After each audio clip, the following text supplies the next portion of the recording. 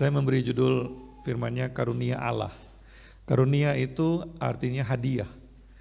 Kita terutama gereja Pentakosta Karismatik memakai kata karunia itu dengan istimewa, sehingga banyak dari kita yang lupa bahwa karunia itu artinya hadiah, gift bahasa Inggrisnya. Karunia itu adalah hadiah. Bapak Ibu pernah dapat hadiah ulang tahun, hadiah Natal. Kita punya tradisi di Shine, kalau hari Natal kita memberi hadiah. Setiap orang harus memberi hadiah kepada seseorang. Hadiah itu menyenangkan ketika kita mendapatkan sesuatu yang kita suka, betul enggak? Nah, Bapak Ibu teman-teman pernah dapat hadiah yang tidak disukai? Dapat hadiah tapi enggak suka hadiahnya. Pernah enggak? Pasti pernah ya. Dapat hadiah tapi enggak suka. Biasanya hadiah yang menerimanya aja kita langsung tahu bahwa ini hanya basa-basi gitu. Waktu saya masih kecil saya paling gak suka kalau dapat hadiah sapu tangan. Itu kelihatan banget anaknya gak siapin hadiah lalu mamanya yang siapin gitu. Ini kasih sapu tangan aja gitu kan. Nah teman-teman, kalau kita dapat hadiah kita akan senang kalau hadiahnya kita suka. Kita akan bingung kalau hadiahnya kita gak paham ini apa.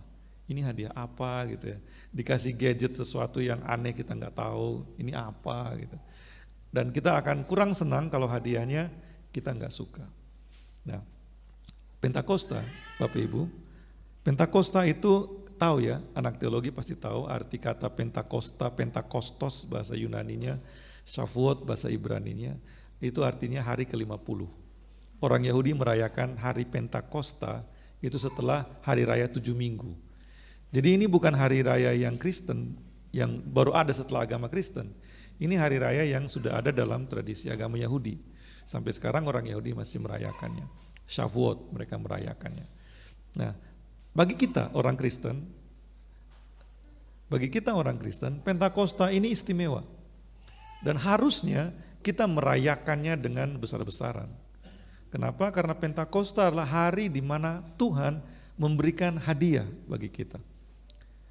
Anugerah diberikan kematian dan kebangkitan Yesus. Setelah Yesus naik ke surga, Yesus bilang, tunggu, jangan kemana-mana.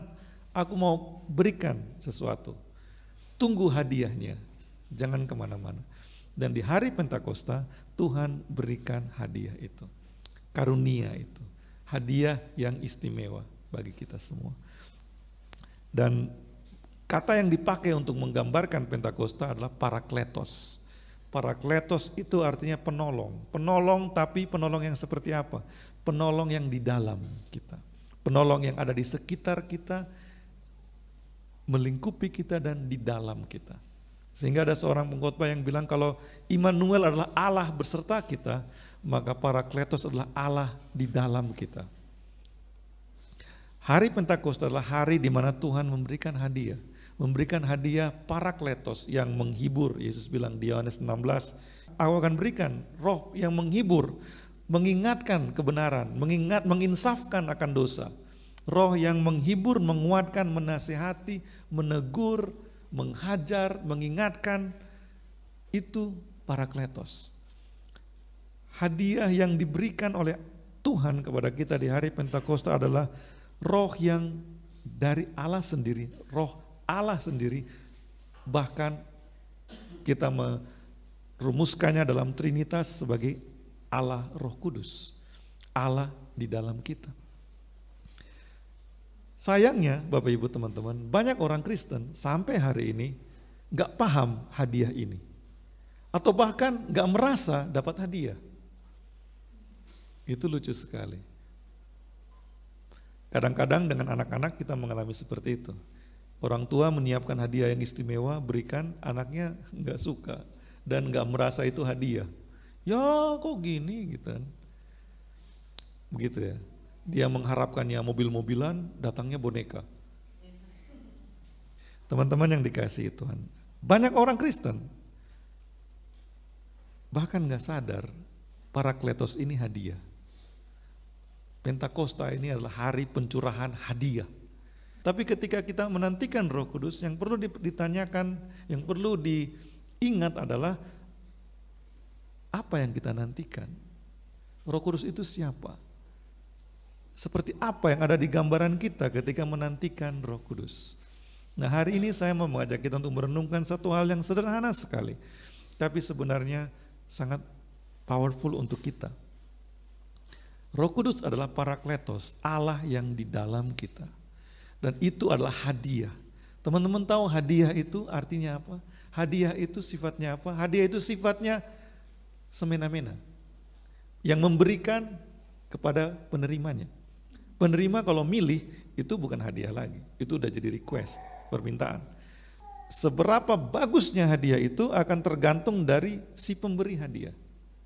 Dari hati si pemberi hadiah kepada yang menerima hadiah. Yang diberikan hadiah. Jadi kita yang menerima hadiah benar-benar gak bisa apa-apa. Itu benar-benar adalah prerogatifnya si pemberi hadiah. Dan Parakletos ini adalah hadiah yang luar biasa istimewa yang diberikan oleh Tuhan kepada kita. Kenapa? Karena Tuhan berikan dirinya, rohnya di dalam kita.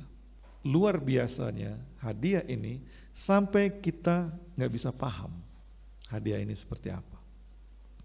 Teman-teman pernah lihat api? Anak-anak biasanya suka api. Karena kalau dinyalakan api unggun tuh keren sekali. Tapi kita semua tahu api kalau dikendalikan itu berguna. Tapi ketika tidak terkendali itu menjadi berbahaya. Nah, di hari Pentakosta kita baca tadi apa yang terjadi. Tuhan memberikan hadiah berupa lidah-lidah api hinggap di atas kepala murid-murid. Lidah-lidah api itu melambangkan kehadiran Roh Kudus. Roh Tuhan diberikan kepada murid-murid. Dan ketika murid-murid menerima itu ada 120 orang di rumahnya Markus di Yerusalem. Kalau ke Yerusalem hari ini kita akan dibawa ke loteng rumahnya Markus. Itu salah satu situs untuk dikunjungi kalau ziarah ke Israel. 120 orang berkumpul di ruangan itu dan mereka mengalami lidah-lidah api di atas kepala mereka dan mereka mulai melakukan sesuatu yang luar biasa. Mereka mulai berdoa, berkata-kata dalam bahasa-bahasa lain. Dan hari Pentakosta itu perayaan besar di Yerusalem. Sehingga orang Yahudi dari seluruh dunia datang ke situ. Seluruh dunia yang dimaksud adalah seluruh dunia yang terjangkau oleh mereka di masa itu. Kalau kita baca tadi di Kisah Para Rasul 2, asal mereka tersebar sampai Afrika Utara, Libya, Mesopotamia, datang ke situ. Dan yang luar biasanya orang-orang ini bicara bahasa-bahasa semua orang yang ada itu. Dan mereka bingung apa yang sedang terjadi.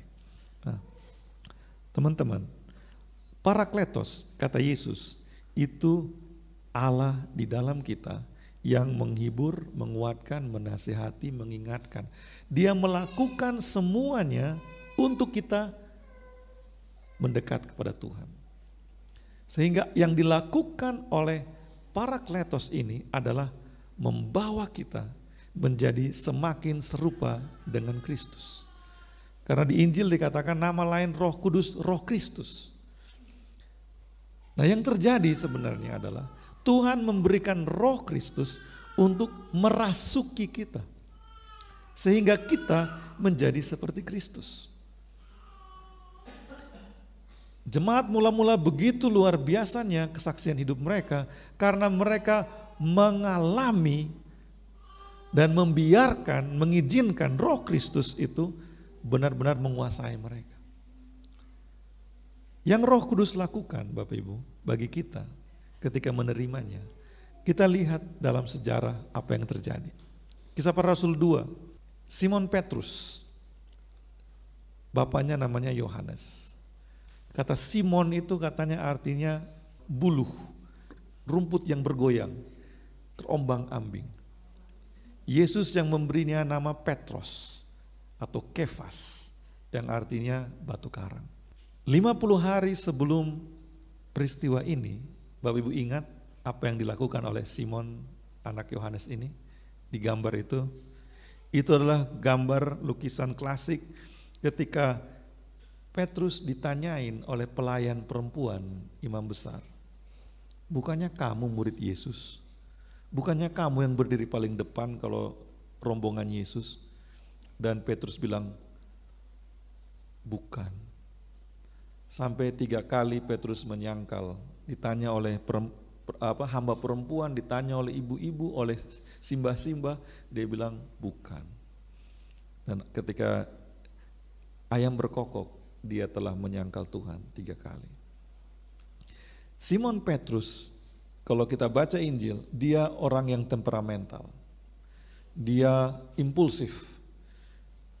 Dengar apa langsung mau lakukan. Dia yang lompat turun dari perahu ketika Yesus berjalan di atas air. Yohanes bilang, itu Tuhan. Petrus langsung teriak, biar aku jalan juga di atas air. Dan Yesus bilang, ayo jalan di atas air. Dia langsung lompat turun di atas air, jalan di atas air. Dan baru setelah jalan berapa langkah baru dia sadar, ada angin kencang bertiup dan dia di atas air. Lalu dia mulai tenggelam. Simon Petrus juga yang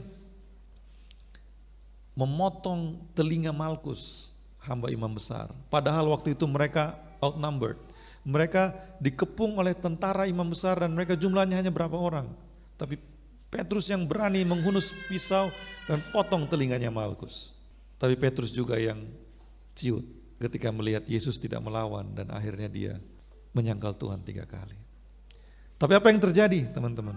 Murid-murid berkumpul di rumah Markus di dalam kamar yang pintunya dikunci. Kenapa dikunci? Karena mereka takut imam-imam besar akan kirim pasukan untuk tangkap mereka waktu itu. Tapi ketika Roh Kudus dicurahkan, Pentakosta, mereka mulai bicara dengan bahasa-bahasa lain. Apa yang Petrus lakukan? Petrus keluar dari kamar itu, dari ruangan itu, dan bicara kepada orang banyak. Dia menjelaskan, orang-orang ini enggak mabuk. Ini baru jam 9 pagi. Enggak ada orang yang mabuk-mabukan jam 9 pagi. Dan Petrus mulai memberitakan tentang Kristus pada orang banyak. Dan hari itu 3.000 orang bertobat. Simon Petrus seorang yang mengikuti emosi. Seorang yang impulsif, temperamental. Tiba-tiba berani, bisa tiba-tiba takut. Tapi ketika Roh Kudus menjamah dia, ketika Roh Kudus di dalam dia, dicurahkan di atas dia dan masuk ke dalam dia, dia dirubah dari dalam. Dia menjadi karakter yang berbeda sama sekali. Sejak waktu itu kalau kita baca Kisah Para Rasul, Petrus bukan lagi Simon Petrus yang penakut. Bukan lagi Simon Petrus yang temperamental.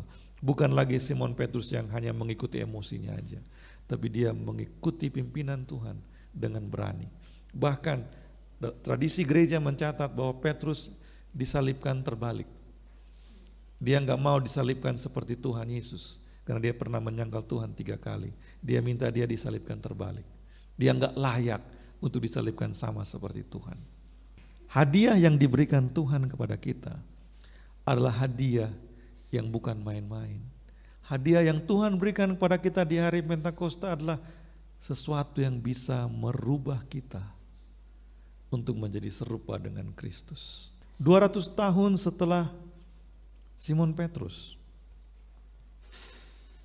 ada seorang muda yang berasal dari Afrika Utara. Orang muda ini pemikir yang luar biasa. Dia begitu penasaran tentang hubungan dengan manusia dengan Tuhan. Tapi dia juga sadar dia begitu brengsek. Dia enggak berani bikin komitmen sebagai orang Kristen. Karena dia menyadari dia terlalu brengsek untuk menjadi pengikut Kristus. Tapi suatu hari ketika dia sedang berdoa, ini kesaksian dia. Dia merasakan api di dalam hatinya. Orang ini namanya Agustinus dari Hippo, Santo Agustinus. Dijadikan santo oleh gereja Katolik. Karena api Roh Kudus melanda dia, dia berubah. Dari seorang yang begitu brengsek dan jahat menjadi seorang pemikir Kristen yang besar, yang kata-katanya masih dikutip bahkan sampai hari ini. Sebrengsek-brengseknya manusia, ketika hadiah Tuhan berikan, Kristus mati di kayu salib, Itu anugerahnya kan. Bagaimana kita bisa menyambut Kristus? Yesus bilang, kita nggak bisa menyambut anugerah keselamatan kalau Roh Kudus tidak dicurahkan atas kita. Dan kalau kita udah menyambut anugerah keselamatan, Roh Kudus itu akan bekerja dari dalam untuk membuat semua yang kita belajar dari firman Tuhan menjadi sesuatu yang bisa efektif dalam hidup kita. Ada lagi seorang muda yang hidup di Biara Agustin di Jerman di abad ke-16. Dia begitu prihatin dengan gereja, keadaan gereja di masa itu. Dia begitu prihatin dan dia nggak bisa diam. Roh Kudus melanda dia dan api di dalam hatinya itu membuat dia menghasilkan perbuatan yang nekat sekali. Dia bikin 96 dalil dan dia pakukan di gerbang biara Wittgenstein di Jerman. Itu adalah tindakan yang nekat sekali. Karena gereja Katolik waktu itu sangat powerful. Karena Roh Kudus bekerja. Dia berani seperti itu. Dan pekerjaan Martin Luther menghasilkan gereja Protestan. 200 tahun setelah Martin Luther, ada lagi seorang muda. Seorang muda yang dilanda oleh api yang sama. Dia melihat persoalan di gerejanya, Church of England, gereja Inggris. Church of England waktu itu juga sama, kacau sekali. Gereja hanya formalitas. Orang-orang beragama tapi tidak menjalankan kehidupan sebagai pengikut Kristus. Dan waktu itu di Prancis terjadi revolusi Prancis. Raja Prancis dipenggal kepalanya. Dan pergolakan di akar rumput begitu dahsyatnya waktu itu. Ada seorang muda dilanda oleh Roh Kudus, mendapat hadiah karunia dari Tuhan ini. Dan dia, apa yang dia lakukan? Dia naik kuda dan dia berkhotbah di lapangan-lapangan. Dia beritakan kebenaran di lapangan-lapangan. Dan apa yang terjadi? Dia dipecat sebagai pendeta di Church of England. Tapi apa yang dia lakukan, teman-teman? Menyelamatkan Inggris dari revolusi. John Wesley dan Charles Wesley dicatat dalam sejarah bangsa Inggris sebagai dua orang yang menyelamatkan Inggris dari revolusi yang serupa dengan Prancis. Kenapa? Karena di Prancis orang sibuk politik, di Inggris lagi mau ngomong politik ada yang khotbah. Dan Roh Kudus bekerja dengan begitu luar biasanya. Sehingga John dan Charles Wesley membawa apa yang disebut Great Awakening. Kebangunan besar, kebangunan rohani besar pertama yang dicatat. Dan gereja karismatik suka pakai ini sebagai revival istilahnya. John Wesley, karena hatinya panas oleh api Roh Kudus, gak bisa diam melihat keadaan yang ada. Dia harus melakukan sesuatu, menyampaikan apa yang Tuhan taruh di hatinya. Teman-teman, saya mau menantang kita. Di hari Pentakosta, Tuhan memberikan hadiahnya kepada kita. Karunia-Nya diberikan bagi kita. Orang karismatik Pentakostal kalau pikir ngomong karunia akan langsung ingat bahasa roh, nubuat, penglihatan, kesembuhan, apalagi karunia-karunia. Ada banyak sekali karunia-karunia yang ditulis di surat Paulus kepada jemaat di Korintus. Tapi semua itu adalah bentuk dari hadiah yang lebih besar, Roh Kudus yang diberikan. Ketika Tuhan memberikan rohnya di dalam kita, itu akan bekerja melalui kita. Dan spesifikasinya bisa beda-beda.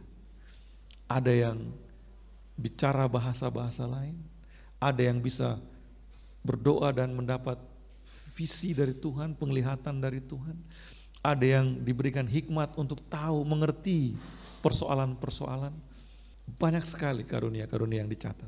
Semua karunia diberikan, semua hadiah diberikan. Teman-teman tahu semua hadiah diberikan oleh Tuhan untuk difungsikan. Difungsikan untuk apa?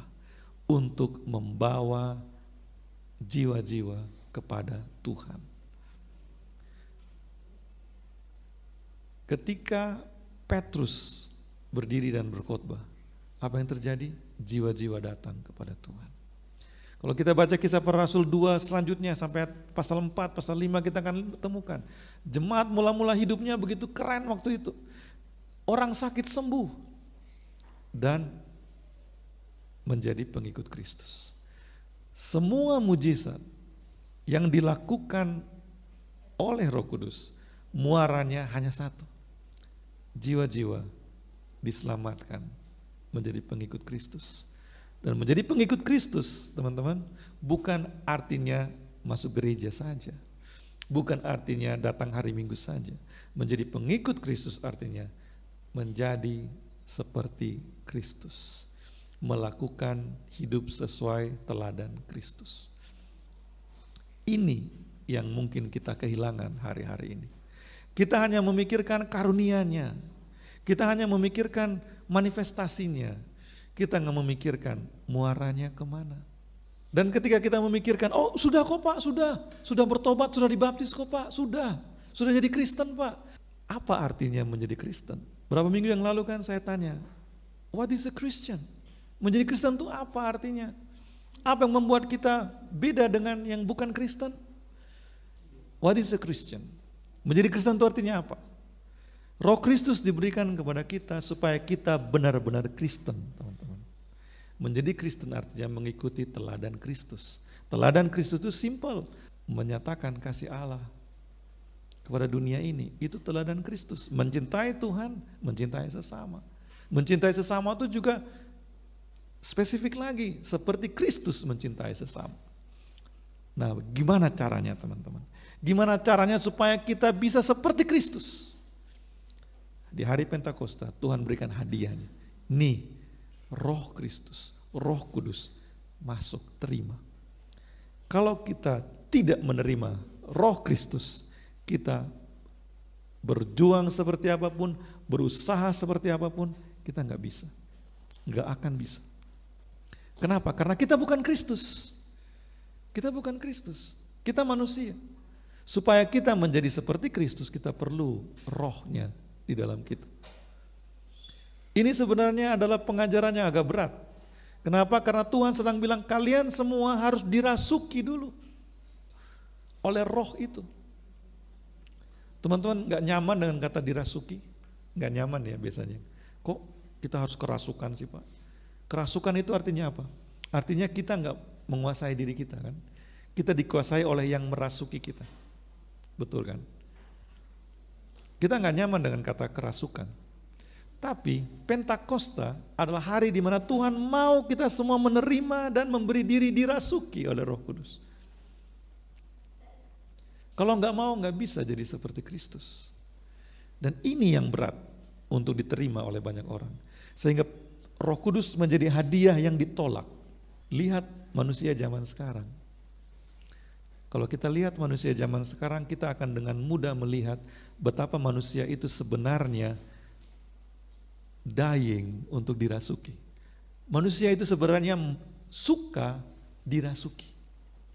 Berapa banyak dari kita yang setiap hari melakukan apa yang kita suka lakukan karena tahu itu yang benar. Kita tahu kebenaran, lakukan kebenaran. Itu orang yang bebas. Tapi berapa banyak dari kita yang melakukannya dengan seleluasa itu? Lebih banyak kita tahu itu benar, kita nggak bisa lakukan. Kenapa? Karena ada yang lain yang menguasai kita. Ada pikiran yang lain yang menguasai kita. Nggak bisa lakukan kayak gitu. Itu benar tapi nggak bisa lakukan kayak gitu. Kita sudah dirasuki teman-teman. Pikiran kita tahu itu benar, tapi kita nggak bisa lakukan. Karena itu kita perlu menyerah kepada Roh Kudus. Untuk bisa menyerah pada Roh Kudus, hanya bisa dengan berdoa, menunggu, membuka hati, membuka diri. Teman-teman, Tuhan mau kita semua seperti Kristus. Itu kehendak Tuhan. Makanya Roh Kudus diberikan. Lihat gereja mula-mula ketika mereka seperti Kristus, apa yang terjadi? Terjadi kegerakan yang dahsyat dan ajaib. Ketika terjadi revival, John Wesley dan Charles Wesley mulai revival, Inggris terselamatkan dari revolusi, teman-teman. Sejarah mencatat itu. Ketika Martin Luther memulai sola gratia, sola fide, sola scriptura, gereja Katolik yang berkuasa sekian lama terguncang dan terjadi reformasi di mana-mana, diikuti oleh yang lain-lain. Ketika kita menyambut kebenaran dan menyambut roh kebenaran itu di dalam kita, dan kita menyerah sepenuhnya kepada roh itu untuk merasuki dan menguasai kita, sehingga menggerakkan kita untuk melakukan apa yang kita tahu benar, maka akan terjadi perubahan, akan terjadi sesuatu setidaknya. Soal mengasihi sesama aja, teman-teman. Kita lihat ada orang susah di situ, kita langsung tolong. Banyak mungkin tergerak belas kasihannya, langsung kasih uang, langsung tolong. Tapi besok datang ke situ, ada lagi orangnya di situ. Kita tolong lagi, kasih uang lagi. Besok datang, ada lagi di situ. Kita tolong lagi, kasih uang lagi. Lama-lama kita akan capek. Aku dia di situ terus, udah. Akhirnya kita tutup mata, nggak mau tolong lagi. Kita tahu dia perlu ditolong, nolong dia itu mengasihi. Kita pikir begitu. Tapi terus-terusan kayak gini kita capek. Kita tahu di hati kita harus mengasihi dia. Kita juga sebenarnya tahu untuk nolong dia gak akan cukup dengan kasih uang sama dia. Hanya berapa banyak orang yang mau melangkah lebih jauh daripada memberi uang kepada dia. Lebih capek lagi kalau kita udah tolong orangnya gak tahu diri.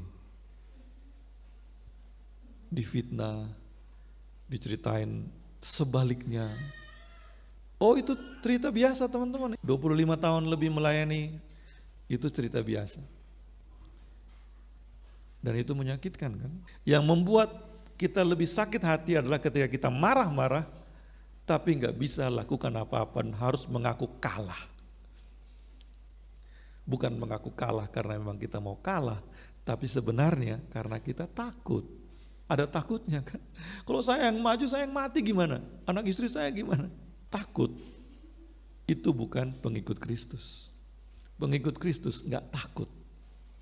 Gak takut berdiri membela kebenaran. Pengikut Kristus itu berani membela kebenaran. Pengikut Kristus itu berani mati, teman-teman. Pengikut Kristus yang kalau masih takut, belum pengikut Kristus. Coba periksa dirinya. Ngomong ini aja saya sakit hatinya.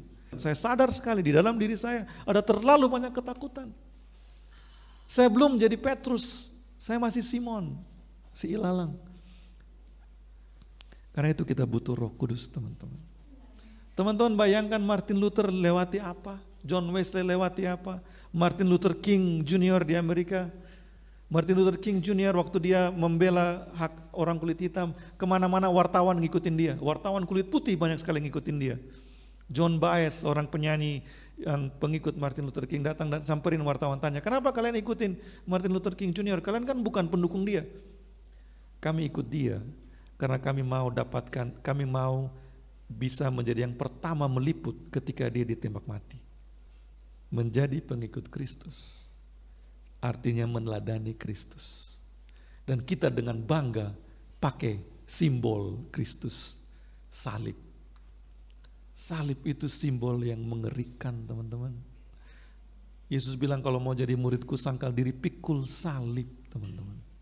Salib dipikul buat apa? Buat dipakukan. Enggak ada yang pikul salib buat jualan. Artinya Yesus bilang kalau mau ikut aku kamu harus siap disalibkan. Sangat aneh bahwa agama Kristen bisa menjadi agama dengan pengikut terbanyak di dunia. Kenapa? Karena salib. Kita senang lihat statistik, tapi coba kita periksa, sudahkah kita Kristen? Untuk benar-benar Kristen, Tuhan berikan Roh Kudus kepada kita. Roh Kudus itu hadiah yang memberikan penghiburan, comfort, Hadiah yang memberikan encouragement, menguatkan kita ketika kita lemah, dia kuatkan, kasih semangat. Hadiah yang juga challenge, teman-teman. Roh Kudus itu menantang kita. Gak bisa cuma kayak gini. Ketika kita mulai terganggu hati kita, Roh Kudus mulai bakar hati kita dengan apinya untuk lakukan sesuatu. Kita akan ketemu apa? Kita akan ketemu tantangan pertama kali. Karena the Holy Spirit is a gift who challenge us. Dia adalah karunia yang menantang kita. Enggak, masa orang Kristenmu cuma kayak gini aja? Cukup itu.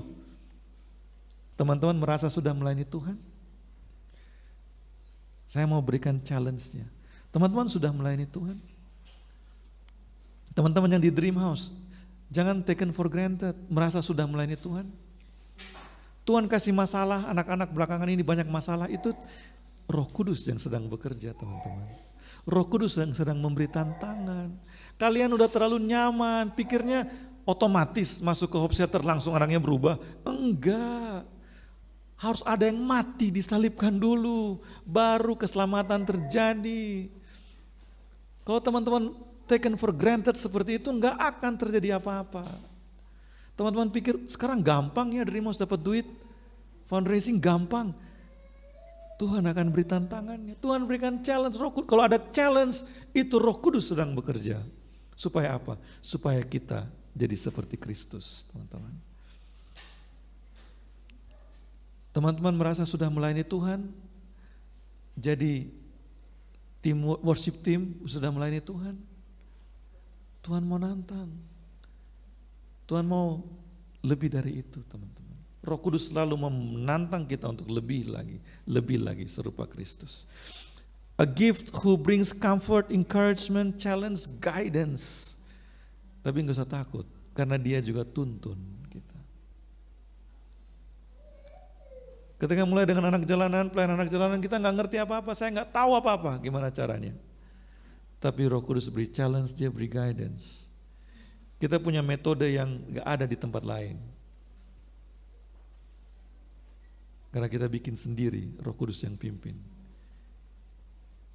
Dan satu hal yang paling penting, Roh Kudus memberikan power, teman-teman. Teman-teman tahu api itu tujuannya apa? Api itu fungsinya apa? Api itu menerangi kan dalam kegelapan, api menerangi. Tapi api bukan hanya menerangi, api juga bisa menghidupkan. Listrik, mobil, itu semua ada apinya di dalamnya. Roh Kudus menghidupkan, power, energi. Power yang dimaksud sini seperti energi yang menghidupkan, menggerakkan mesin. Roh Kudus itu akan menggerakkan kita. Kalau kita menyambut Roh Kudus, kita yang lemah, yang penakut dirubah dengan power dari dalam untuk melakukan sesuatu. Makanya saya bilang, saya nggak suka di Shine, ada yang bilang nggak bisa, ada yang bilang nggak tahu. Itu dua kata yang saya paling anti dengar. Karena kalau nggak bisa berarti kita perlu belajar. Nggak tahu berarti perlu cari tahu. Nggak ada nggak bisa dan nggak tahu.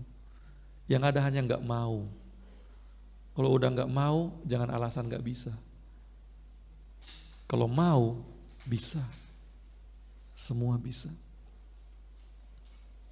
Teman-teman, hari ini hari istimewa. Tuhan sudah memberikan hadiah istimewa kepada kita. Mau terima enggak? Kalau mau terima, buka hati.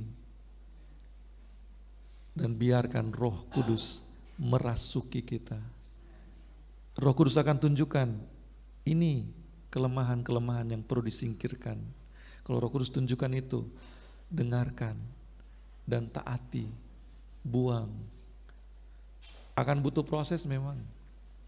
Tapi kalau kita mau, kita bisa. Dan Roh Kudus akan memimpin kita menjadi seperti Kristus. Karena tujuan Roh Kudus hanya itu. Kita semua menjadi seperti Kristus. Mari kita berdoa. Saya berikan waktu beberapa menit teman-teman merenungkan kebenaran ini. Tuhan sedang menawarkan hadiahnya untuk kita. terima. Buka tanganmu dan terima hadiah dari Tuhan. Tuhan memberikan Roh Kudus kepada setiap orang yang percaya. Buka tangan dan terima. Ketika kita menerimanya, kita siap untuk ditantang. Kita siap untuk dituntun. Tapi kita juga akan dikuatkan dan dihibur. Karena Roh Kudus memberikan power kepada kita. Biar Roh Kudus terus bekerja di hati setiap kami. Setiap kami yang telah menyambut Engkau. Mulai dari saat ini, Roh Kudus terus bekerja. Roh Kudus ingatkan akan kebenaran-Mu. Roh Kudus ingatkan akan dosa-dosa kami. Roh Kudus berikan keberanian untuk kami meninggalkan dosa-dosa itu. Roh Kudus ingatkan kami akan kebenaran-Mu. Roh Kudus buka mata kami untuk melihat tempat-tempat di mana kami harus datang dengan membawa kebenaran. Roh Kudus buka mata kami untuk melihat ketidakadilan. Roh Kudus buka mata kami untuk melihat mereka yang membutuhkan Engkau. Roh Kudus berikan kekuatan dan keberanian kepada kami untuk melangkahkan kaki kami. Pergi. Acres Vale or desolate waste. Lembah Akor, lembah bayang-bayang maut. Jalanan-jalan yang bejat seperti Sodom pun. Biarlah Tuhan berikan kekuatan kepada kami. Roh Kudus berikan kekuatan kepada kami untuk menjalaninya. Dan membawa kebenaran dan kasih-Mu ke sana. Terima kasih ya Tuhan, terima kasih ya Tuhan. Terima kasih Tuhan. Dalam nama Yesus, semua kita yang percaya katakan amin.